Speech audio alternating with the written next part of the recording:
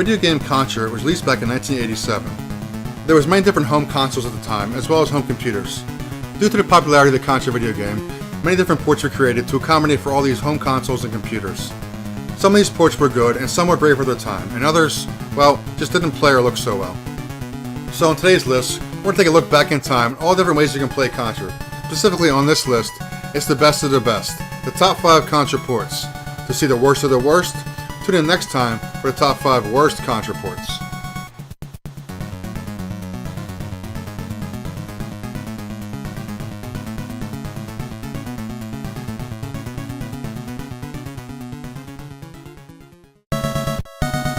Number 5. The first entry in our list is quite an obscure one that I suppose not many people have heard of. Heck, I barely even found this game myself after digging for Contra games and info. This one is called the Contras. Yeah, there's a bonus S on the end of the Contra word. This was released for a Tandy Color computer, also known as the Coco 3. The game was late to the race. This came out a full 5-6 years after most of the other Contra ports, all the way in 1993. This game was published by Sundog Systems and was developed by 2 people only. Doug Manston, who left the project, and Jeff Steedle, who was brought in to try and finish the game. The game is 2 players simultaneous, and even though there are some bugs with 2 players, mainly the game crashes on level 3 with 2 players. But I did manage to get through the entire game on 1 player. There are a total of 6 levels. The first 3 are based off the Nintendo version, the Jungle, Energy Zone, and Hangar, while the second 3 levels are modified versions of those same levels, kinda like hacking those levels. These 3 new levels are interesting, especially this part here. I thought it was really cool. The sign's covered in blood warning you to go back. The final boss of the game is just this guy from level 6 on the NES version. No hard final boss on this game. While obscure and slightly buggy, I do find this game very interesting and fun to play.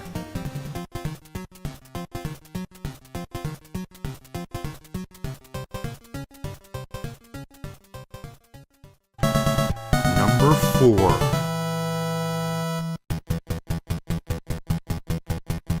Number 4 on this list isn't even a Contra game. Okay, it is, but it's just one of the many times the game's name was changed to Reiser rather than Contra. This was used in oceanic regions outside America. This version of Contra, called Reiser, is on the Amstrad CPC, or Color Personal Computer. Released in 1987 by Ocean Software, who created 3 ports of Contra to home computers. Some of which might be on this list, and some of which may be on next week's worst of list. The Amstrad version here has possibly the best graphics and sound of any Contra home computer port at the time.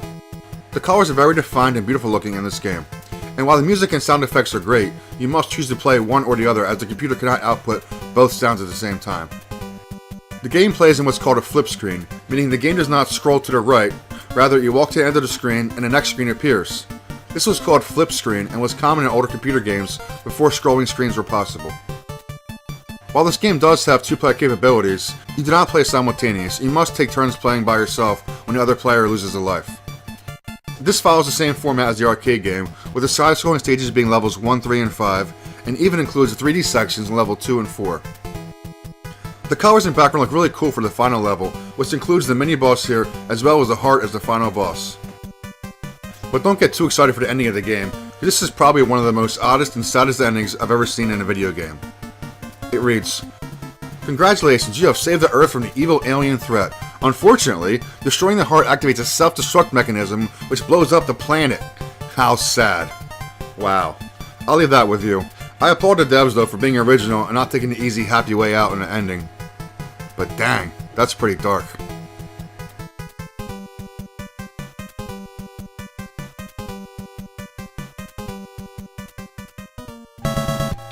Number 3. In May of 1989, in Japan only, Contra was ported to MSX home computer by Konami. This one is an odd game, but I truly think it's a good game and worth playing. Let's get a few small negatives out of the way before we get into why it's so cool. First off, it's just 1 player. I mean, not a big deal, it's on a home computer, okay?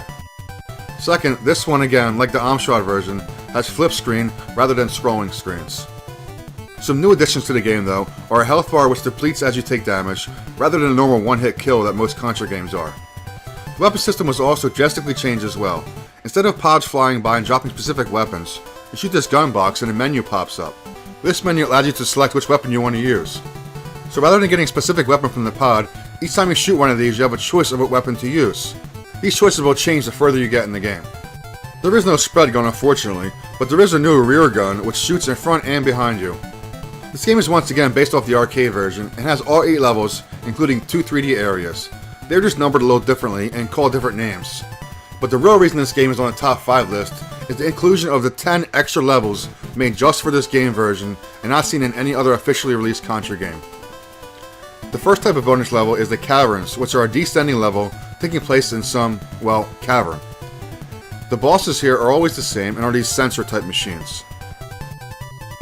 There's a few new 3D levels as well, where the bosses are kind of a puzzle and need to be killed in a certain way. You gotta kind of figure out how to kill them. The next new style level are these magma levels, in which you scroll to the left rather than to the right. These levels are kind of hard with the lava flowing up from the bottom. The bosses are once again these sensors that are in all these levels. The third kind of bonus level is an underground fortress in which you ascend up vertically. The boss is, as you guessed it probably, another sensor machine. But here we go, check this one out. The final new level and final level of the game is level 19 called Vicious Space. This has an all-new Contra boss not seen in any other game.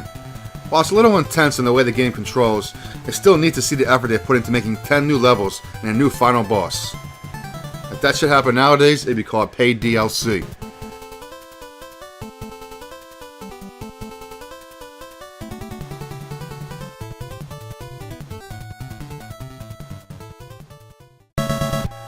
Number 2.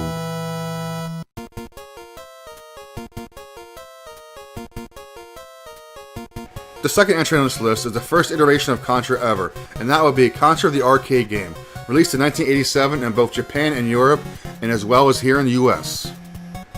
This game, like most arcade games at the time, had great graphics and sound. Such high quality audio and video could not be replicated for home consoles at the time. So to get this quality, you had to go to the arcades and play it for real in the arcade cabinets. Of course, by now we can easily replicate this through emulation. But at the time, this was the best way to play high quality video games. The arcade version consists of 5 different levels. The first, third, and fifth used the conventional side-scrolling views, while levels 2 and 4 were the base levels using the pseudo 3D effect as you shoot and travel towards the back of the screen. In the initial arcade release, there was a timer on these 3D sections. If you didn't manage to make it to the boss before the timer ran out, then you'd lose a life. There's a map here also which is kinda cool, but just for aesthetic reasons, because there's obviously only one way you can go, so it's not needed. A neat concept of the arcade version is that although you can continue with quarters, there's still a limited amount of continues allowed. So you can't just keep feeding quarters into the game to beat it, you actually have to have some skills. For most of us, at least myself, the first time I seen Contra was on NES, so to see all these changes is quite interesting to me. The last level combines 4 different designs into one. The first section is a snowfield, with a mini boss right in the beginning of the level. During the transition from snowfield to energy zone, you fight this Discman boss. You also fight him again between the energy zone and hangar zone.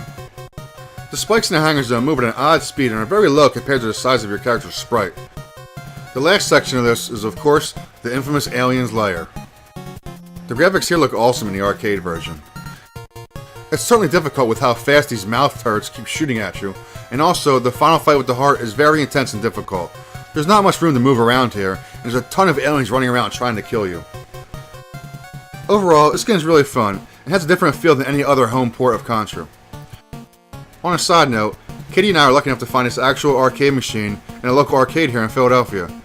Much harder than the emulation version was, of course, but then maybe we had a bad machine. I mean, who knows? But it's still cool to play a Contra arcade machine in real life.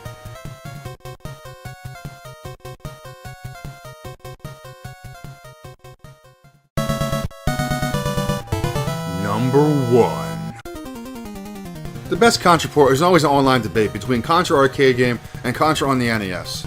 Well, in our opinion, and number 1 on this list, we are picking Contra on the NES version as the best Contra port.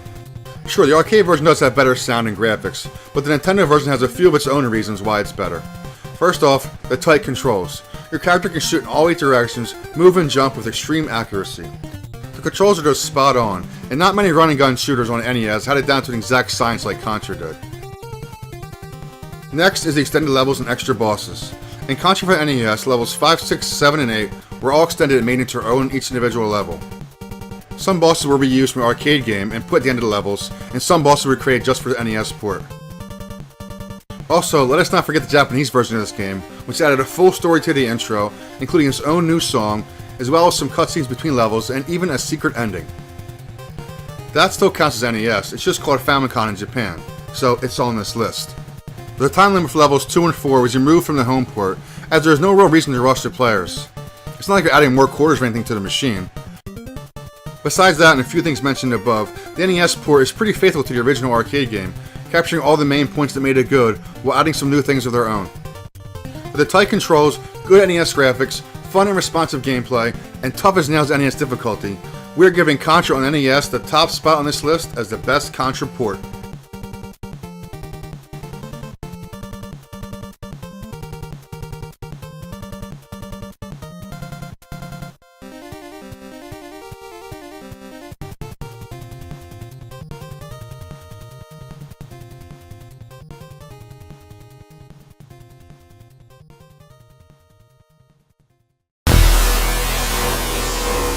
Hey guys, thanks for watching. If you want to see the full video review of any of these games, click up here to the top right to watch our Contra playlist. If you want to see the video about the game in number 1 spot, click down here to the bottom right. Thanks for watching and have a great day.